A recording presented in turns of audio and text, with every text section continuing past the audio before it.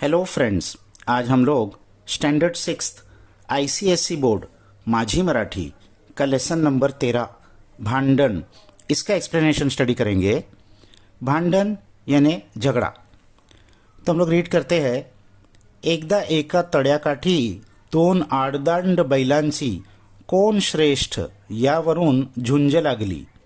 एक बार एक तळ्याकाठी, तड़ा यानी पौंड और काठ यानी किनारा, एक पौंड के किनारे पर दोन आड़दंड बैलांची, दो बहुत हेल्दी स्ट्रॉन्ग बैलों की कौन श्रेष्ठ यावरून, कौन हम में से श्रेष्ठ है, कौन हम में से ज़्यादा ताकतवर है, इसके ऊपर से झुंज लागली।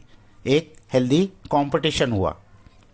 दोघेही एकमेकांना जोर जोरात टकरा मारू लागले। दोनों ही एक दूसरे को जोर जोर में टक्कर मारने लगे।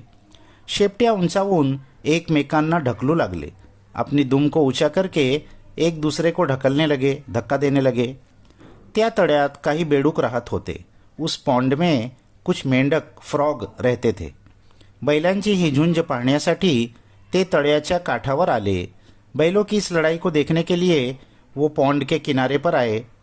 त्या बेडकात जो वृद्ध बेडूक होता, उन मेंढकों में जो बूढ़ा मेंढक था तो शहाणा आणि अनुभवी होता। वो बहुत होशियार और एक्सपीरियंस था।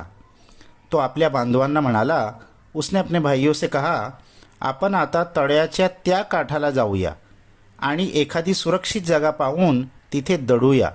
हम लोग अभी इस पॉन्ड के त्या काठाला यानी दूसरे किनारे पर जाते हैं और कोई सुरक्षित सेफ जगह देखकर वहाँ दडूया यानी छुपकर बैठ जाते हैं।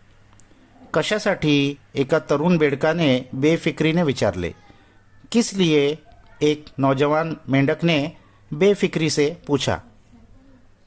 अरे, जेव्हा दोन सामर्थ्यवान लढत असतात तेव्हा दुर्बलांचीच हानी होत असते।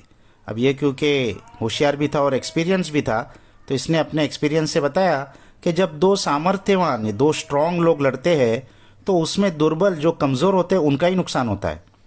पाहत आहेस ते बैल कसे झुंजतायत, ते देख रहे हो वो दोनों बैल कैसे लड़ रहे हैं, कितना जोर लगा के। तो इसमें उनका तो नुकसान नहीं है, हाँ हमारा नुकसान हो सकता है अगर हम उनकी जद में आ गए। लेकिन इसको समझ में नहीं आया। काहीतरीच काय, उलट ती झुंज बघायला मजा येते। क्या कुछ भी क्या कहते हो तुम, उल्टा मुझे तो ये लड़ाई देखने बहुत मजा आ रही है।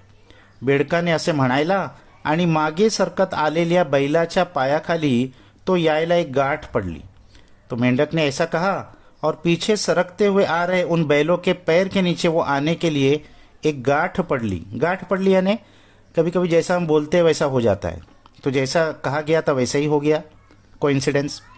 बैलाचा पाय पडताच तो बेडूक जागच्या जागी चिरडला गेला। बैल का पैर उसके ऊपर पड़ते ही वो यंग बेडूक जो था वो जगह पर ही चिरडला गेला। वो पूरी तरीके से फटके मर गया। तसे बाकीचे बेडूक तळ्याच्या दुसऱ्या काठाला पडून गेले और इसी के साथ बाकी के जो मेंढक थे वो उस पॉन्ड के दूसरे किनारे पर भागकर चले गए। अब इनको नसीहत मिल गई। तो ये छोटा सा लेसन था।